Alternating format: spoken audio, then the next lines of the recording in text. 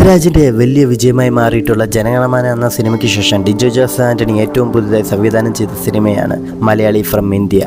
ഈ സിനിമയിലെ പാട്ടുകളൊന്നും എനിക്ക് അത്രത്തോളം അങ്ങോട്ട് ഇഷ്ടപ്പെട്ടിട്ടില്ല. പക്ഷേ ഇതിൻ്റെ അകത്ത് BGM ഒരു ഒന്നാം തരം BGM ഒക്കെ തന്നെയാണ്. ഇതിൻ്റെ കറക്റ്റ് പ്ലേസ് ചെയ്ത് കൊണ്ടുപോയിരിക്കുന്ന രീതിയൊക്കെ അടിപൊളിയാണ്. നിവിൻ്റെ കഥാപാത്രത്തെക്കുറിച്ച് പറയുകയാണെങ്കിൽ അത് നിവിൻ്റെ സ്പേസാണ്, അതിനപ്പുറം ഒന്നും പറയാനില്ല. അതിഗംഭീരമായിട്ട് ഇതിൻ്റെ അതിൽ നിവിൻ അഭിനയിച്ച് ഫലിപ്പിച്ച് ആ കഥാപാത്രത്തെ വെച്ചിട്ടുണ്ട്.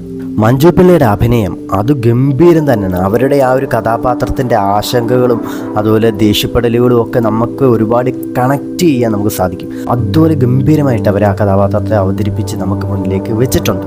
അനശ്വരയെക്കുറിച്ച് പറയുകയാണെങ്കിൽ നേരെന്ന് പറഞ്ഞ സിനിമയ്ക്ക് ശേഷം അനശ്വരയുടെ ഒരു ഓക്കെ എന്ന് പറയാൻ പറ്റുന്ന രീതിക്ക് മാത്രമുള്ളൊരു കഥാപാത്രമായിരുന്നു ഈ സിനിമയ്ക്കകത്തിൽ കിട്ടിയത്. ധ്യാനിൻ്റെ കഥാപാത്രത്തെക്കുറിച്ച് പറഞ്ഞു കഴിഞ്ഞാൽ എവിടൊക്കെയോ ഓവറായ പോലെ എനിക്ക് തോന്നിച്ചിട്ടുണ്ട്. എന്നാൽ ഓക്കെയാണ്, പക്ഷെ എവിടൊക്കെയോ പുള്ളി ഓവറാക്കിയ പോലെ എനിക്ക് ഒരുപാട് സ്ഥലങ്ങളിൽ തോന്നിച്ചിട്ടുണ്ട്.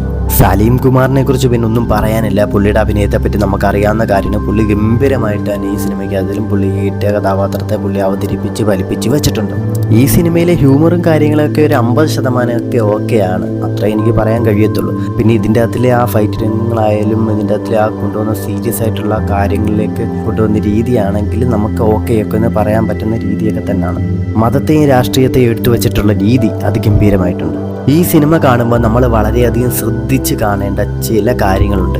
ഇതിൻ്റെ അകത്തെ VFX വർക്കുകൾ അതൊക്കെ അതിഗംഭീരമാണ്. നമുക്കൊക്കെ എന്താ പറയുക, ഇച്ചിരി ഉള്ള ചെറിയ സീനാണെങ്കിൽ പോലും അത് ഗംഭീരമായിട്ട് അവർക്ക് ആ VFX വർക്കിൽ അവർക്ക് ചെയ്തെടുക്കാൻ സാധിച്ചിട്ടുണ്ട്. അത് ആ ഡയറക്ടറിൻ്റെ ഒരു പാഷനായിരിക്കാം. പുള്ളിയുടെ സിനിമയ്ക്ക് അത് ചെറിയൊരു കാര്യമാണെങ്കിലും അത്രയ്ക്ക് ഡീറ്റെയിലിംഗ് ആയിട്ട് അടിപൊളിയാക്കി കൊണ്ടുവരണം എന്നുള്ളത്. ഈ സിനിമയ്ക്ക് അവിടെ ഇവിടെയൊക്കെ ആയിട്ട് ചെറിയ വലിച്ചിലും കാര്യങ്ങളൊക്കെ ഉണ്ടെങ്കിലും ഈ സിനിമ ശകലം ക്രിഞ്ചും കാര്യങ്ങളൊക്കെ ഉള്ള സിനിമ തന്നെയാണ്.